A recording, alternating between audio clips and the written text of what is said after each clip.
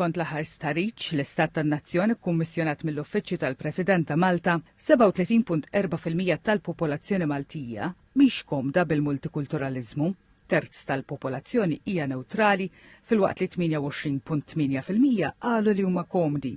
Bit-tema din is-sena tkun il-mudell ekonomiku. Bl-istħarriġ ta' din is-sena l-istatistiku Vincent Marmara u Lubondi ridu jħarsu lejn it-tema minn aspetti differenti. Mill-istħarriġ ħareġ li 34.5% jaħsbu li l-pajjiż m'għandux bżonn il-barranin biex tikber l-ekonomija u 29.6% ma jaħsbux li l-pajjiż għandu bżonn il-barranin għal diversi servizzi fil-pajjiż. Min-naħa l-oħra jitilgħu għal aktar minn nofs tal-Maltin li jaqblu li jinġibu l-barranin għal ċertu xogħlijiet li ma jridux jagħmlu l-Maltin. L-istatistiku Vincent Marmara għalli l-istess tħarriġ juri li t-turizmu huwa l-aktar settur li jaħsbu importanti biex l-ekonomija tkompli tikber u għalli dan huwa settur li jiddependi mill-barranin. Tema li naħseb hija importanti ħafna li niddiskutuha għax ħafna drabi tiġi evitata ftit.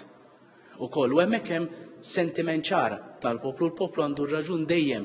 Ġifieri inti l-fatt li inti għandek poplu li qiegħed mifxulu ma jafx eżattament jekk dak li għandna bżonn u jaqbel ma l-aspettattivi issa tiegħu. Allura fejn irid imur bħala poplu fil-ħsieb tiegħu? L-istħarriġ wara wkoll li l-aħħar sena kienet l-aktar sena li n-nies qalu li matula s-sitwazzjoni finanzjarja tagħhom marret tal-aħjar iżda fl-istess waqt. Għalkemm il-maġġoranza qalu li ma jixtiequx li twildu jew trabbew f'pajjiż ieħor, stiedu dawk li qalu li xtaqu li twildu jew trabbew f'pajjiż ieħor. L-aspett finanzjarju huwa aħjar għal parti tal-poplu. Imma mbagħad fl-istess nifs qed jgħidu imma jiena irrid ngħix fi kwalità ta' ħajja aħjar issa. Ġifieri hawnhekk fejn nies qed jibdew issa jiċċellenġjaw anke ftit il-ħsieb tagħhom.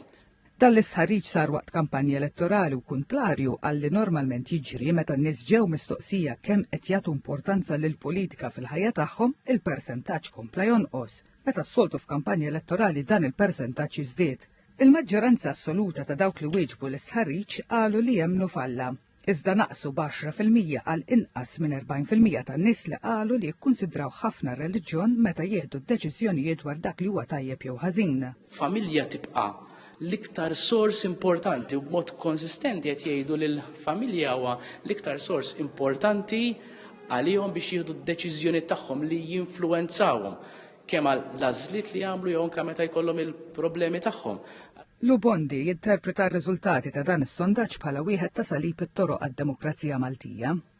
Jiena ngħid li ż-żewġ partiti għandu jkun hemm konsens bejniethom biex fuq ċerti joqsmu bħal l-enerġija, is-saħħa, l-edukazzjoni mhux nippjanaw minn elezzjoni għal oħra, però fi iktar fit-tul. Jiena nipproponi wkoll li l-istazzjon TVM għandu jkun l-istazzjon tal-Istat u mhux l-istazzjon tal-partit fil-Gvern, għandhom jingħalqu l-istazzjonijiet tal-partiti. Nipproponi wkoll li l-Prim Ministru u l-Kap tal-Oppożizzjoni għandhom jiltaqgħu darba fix-xahar mingħajr aġenda u jiddiskutu dak kollu li jidhruhom għandhom jiddiskutu biex bekk timbena iktar fiduċja bejn il-Gvern u l-Oppożizzjoni. Tem jgħid li llum il-pajjiż irid jaċċetta li m'għandux diviżjonijiet ekonomiċi, etniċi jew reliġjużi li pajjiżi oħra kisruhom u li fil-verità fuq ħafna affarijiet il-poplu Malti wawċi jaqbel u hija biss il-politika partiġjana li kultant tifret u din trid tinbidel.